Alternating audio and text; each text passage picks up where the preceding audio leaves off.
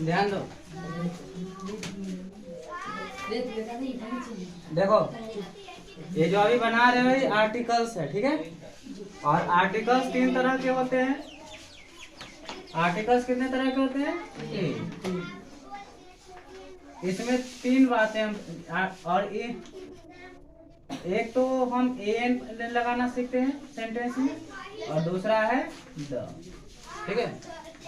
सबसे पहले हमने तुम्हें दिया है एन बनाने, एन का यूज करने के लिए, ठीक है। ए एन क्या करता है? सेंटेंस में बताता है कि कोई चीज जो है वह एक निश्चित मात्रा में है, अर्थात एक है ना, एक का बोध करवाता है। जबकि अगर द का प्रयोग करते हैं तो द को हम इनडिफिनिट आर्टिकल कहते हैं। इनडिफिनिट का मतलब होता है अनिश्चित, ठीक है। ए एन का प्रयोग हम लोग कोई निश्चित वस्तु के लिए करते हैं, व्यक्ति के लिए करते हैं, निश्चित है इसलिए हम इसे डिफिनिट आर्टिकल भी कह सकते हैं। और द का प्रयोग अनिश्चित के लिए करते हैं इसलिए इसको हम इनडिफिनिट आर्टिकल की श्रेणी में रखते हैं। सबसे पहले आपको ए एन का जो प्रयोग करना है, देखिए सेंटेंस देखिए, पहला क्या है कि he is dash honest man, है ना। He is dash honest man. साधारणतः हम लोग क्या सीखते हैं कि ए का प्रयोग या एन का प्रयोग कहाँ करें, तो एक वोवेल नॉर्मल सा याद रख लीजिए, ए ई आई ओ यू, है ना, ए ई आई ओ यू। बचपन से हम लोग सीखते आ रहे हैं कि ए ई आई ओ यू से पहले ए ई आई ओ यू से जो वर्ड स्टार्ट होगा उसके पहले हम एन का प्रयोग करते हैं, और बाकी अन्य जगहों पे जो कॉन्सोनेंट से स्टार्ट होगा उसके पहले ए का प्रयोग करते हैं। लेकिन ये बच्चा में था, है ना, अभी नहीं है। अभी जो आपका स्वर वर्ण चलेगा वह चलेगा हिंदी के स्वर वर्ण, है ना। हिंदी का जो स्वर्ण वर्ण होता है, स्वर वर्ण कौन?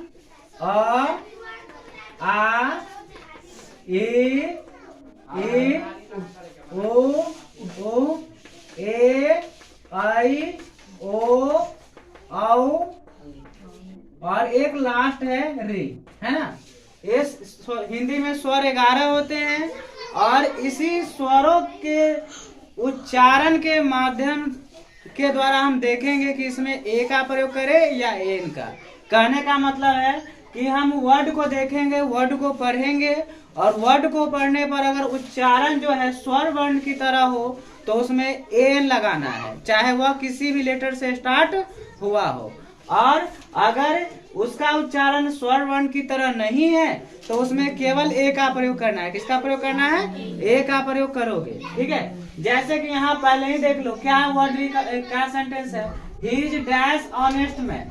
यहाँ पर अगर हम देखें तो एच है, इंग्लिश में क्या तुम्हें दिख रहा है? वोवेल में है एच? नहीं ना, इंग्लिश में तो कॉन्सोनेंट में है। तो क्या इसमें ए का प्रयोग हुआ? नहीं।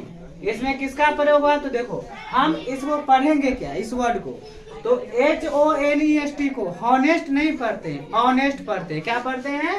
ऑनेस्ट। किससे आ रहा है?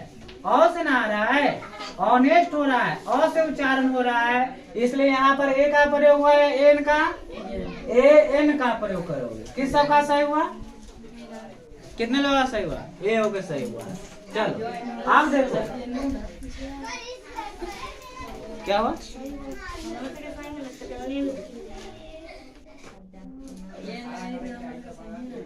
क्या लगा लो? ए एन, तो वो है ना। चलो इधर देखो, दिस इज डैशिंग, है ना। अब ए एन का प्रयोग वहां नहीं करना है जहां पे सेंटेंस या तो जहां का जो वर्ड होगा, है ना, वह अनकाउंटेबल नाउन होगा या प्लूरल नाउन होगा। देखिए यहाँ पर इंक है, इंक का मतलब होता है स्याही। इस कलम के अंदर जो स्याही इंक भरा गया है उसको अगर निकाल के तुम्हारे सामने रख दे, गिनेगा? नहीं गिन सकते हो। तो वह अनकाउंटेबल नाउन है, इसलिए उसमें क्या लगाना है?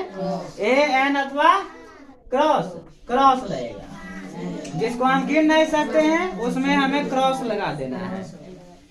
अब आगे देखिए, दे आर इंडियंस। बताओ, तुम लोग बताओगे यहाँ ए का प्रयोग हुआ एन का या क्रॉस का?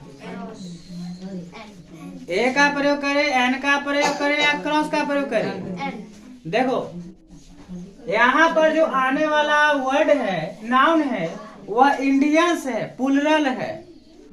हमने कहा ना प्लुरल के साथ में ना ए का प्रयोग करना है ना एन का प्रयोग करना है। किसका प्रयोग करना है? क्रॉस लगा दो, ठीक है। It was dash unique site, है ना? क्या लिखा हुआ है? It was dash unique site. Unique site का मतलब होता है एक अद्भुत दृश्य, है ना? अद्भुत दृश्य, तो यूनिक, ये ध्यान देना है। अब बताओ यहाँ पर किसका प्रयोग करोगे? ए का प्रयोग करोगे या एन का? हाँ, कितने लोग एन के पक्ष में? कैसे? हाँ, यू से होता है ना? देखो यहाँ पर UNIQ ही है, और इसमें हम जब पढ़ते हैं तो यू आता है, यूनिक। यहाँ पर जो आपका यह है, आपका जो यह है वह हिंदी के किसकी तरह है? व्यंजन वर्ण की तरह है, और हिंदी में व्यंजन वर्ण की तरह है, इसलिए इसके पहले किसका प्रयोग होगा? ए का प्रयोग होगा। अब यहाँ देखेंगे, this is dash interesting story. Interesting किससे स्टार्ट हुआ है? हिंदी के ई से, और ई हिंदी में कहाँ है? स्वर वर्ण में है। ई कहाँ हिंदी के? स्वर वर्ण में है, इसलिए इसके पहले हम लोग किसका प्रयोग करेंगे? ए एन का प्रयोग करेंगे। अब देखिए, dash cow is dash animal. यहाँ पर पूरी जाति का बोध करवाना है कि गाय एक जानवर है, गाय एक पशु है। तो कैसे लिखेंगे? तो जब पूरी जाति का बोध करवाना हो तो उसके नाम के पहले यही सीख लो, ए अथवा एन का भी प्रयोग कर सकते हो या द का भी प्रयोग कर सकते हो। चूंकि यहाँ पर काऊ है तो काऊ के लिए तुम एन का प्रयोग कर नहीं सकते हो, तो यहाँ पर ए भी लगा सकते हो या द भी लगा सकते हो। तो अ काऊ इज अथवा द काऊ इज। अब एनिमल है तो एनिमल को कैसे लिखते हो? ए से स्टार्ट होता है। बताओ एनिमल के पहले ए का प्रयोग करें या एन का? एन का प्रयोग होगा, अथवा the cow is an animal. फिर यहाँ पर वही बात है, गाय दूध देती है तो ए वो गाय दूध देती है, सभी गाय दूध देती है, सभी गाय देती है, पूरी जाति का हम बोध करवा रहे हैं। तो यहाँ पर फिर से तुम्हारी मर्जी, या तो ए का प्रयोग कर दोगे अथवा द का प्रयोग करोगे, अथवा द काउ गिव्स। और बताओ मिल्क के पहले ए का प्रयोग करे अथवा द का प्रयोग करे?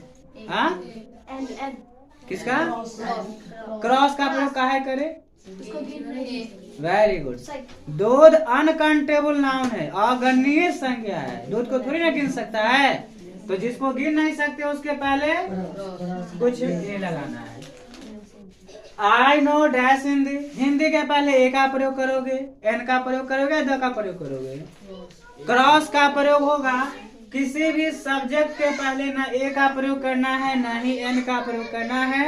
यह भी याद कर लो, द का भी प्रयोग करना नहीं है, ठीक है। ही, हाँ, अगर हिंदी के बाद, है ना, हिंदी के बाद कोई अदर नाउन हो तब हम वहां पर इसका प्रयोग कर सकते हैं। जैसे he is dash Urdu poet, है ना, वह एक उर्दू के कवि है ना, उर्दू कवि है। तो ऊ देखो यहाँ पर उर्दू के पहले हम किसका प्रयोग करें?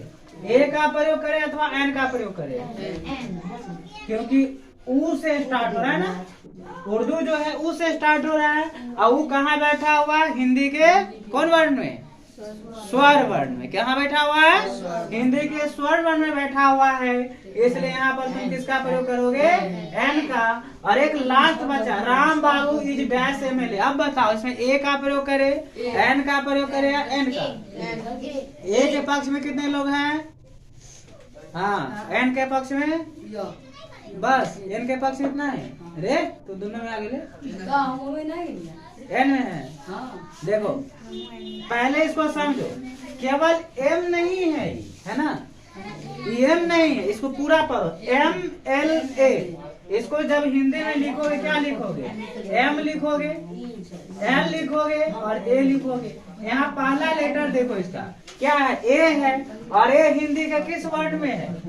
स्वर वर्ण में है। तो हिंदी के शॉर्ट वर्ड में ए है, इसलिए इसमें किसका प्रयोग करोगे? एन का। अर्थात राम बाबू इज एन MLA। ठीक है, अब मिलाओ तो किसका कितना सही हुआ?